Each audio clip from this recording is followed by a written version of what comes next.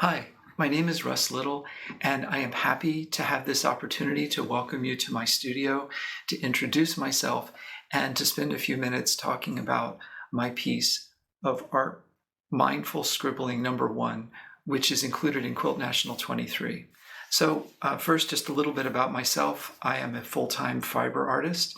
Before this, I had a career as a technical cartographer working in publishing. And after that, as a pure technologist doing IT executive work. So those two things seem unrelated, but actually they're about the sort of balance between art and technology. And I feel that both of those lines of thinking, maybe both of those sides of my brain, feed directly into my artwork. And hopefully that's apparent in the piece we're going to talk about today, Mindful Scribbling #1.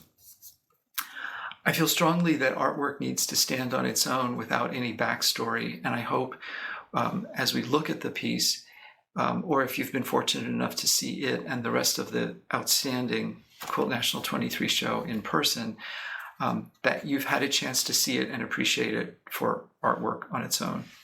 But since we are here together today, I can give you a little bit of the backstory.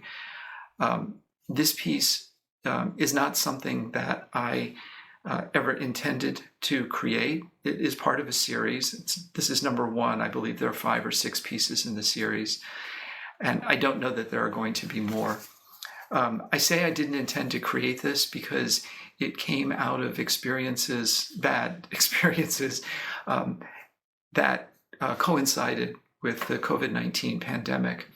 During the lockdown, my husband was in a very bad car accident and was hospitalized for about 2.5 months, first in ICU, struggling to live, and then through step-down care and skilled nursing care, and ultimately inpatient rehab. And then we spent more than a year, driving to almost daily PT appointments. I'm happy to say that today, we're never going to be back to where we were before, but he's in spectacular shape, back to work, doing everything that he used to do, and we're very fortunate for that. But during the time that he was hospitalized, I wasn't able to work. In the aftermath and the quite honestly, the trauma of the whole thing, I wasn't able to work. When I tried to create anything, all that came out were angry scribbles. And I fortunately did not throw those angry scribbles away. I saved them and revisited them and found that there were some bones, some structure to those marks. And I thought maybe I can carry these forward. And I did that, and it became this particular quilt and the others related. So let's take a look at the quilt in a little more detail. Just a few observations. When I look at this, I see balance. I see an interaction of shape and line. I see a great deal of texture in the background, and the forms in the background relate to the forms in the foreground. So looking at it from a technique and technical standpoint, what you're looking at is a drawing that was developed on an iPad using Procreate. It was then sent to Spoonflower for printing.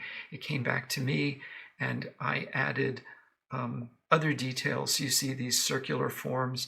Those are a mixture of hand stitch and machine embroidery. So we can go in a little tighter and see here's some of the hand stitch. This is a sample of the machine embroidery. There are several of those circular motifs. They are based on a mathematical series. I wrote the program and ultimately got the results of that into a form that I could feed into my embroidery machine. So here's one that's a little bit more regular, and here's one that's even more regular. So there's sort of a hierarchy of very irregular mathematical form and very regular, which I think relates to the content of the piece. I have to address the presence of the button.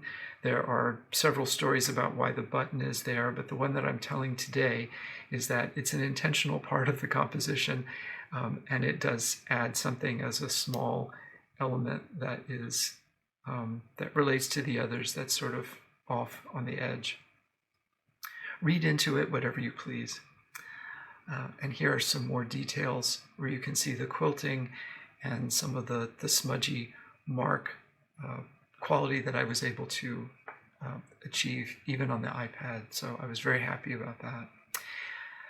When you look at the quilting lines, they may evoke contour lines in some cases, and it's the improvisational way that I quilt, and I have to believe that it relates directly back to my earlier career and ongoing interest in map making.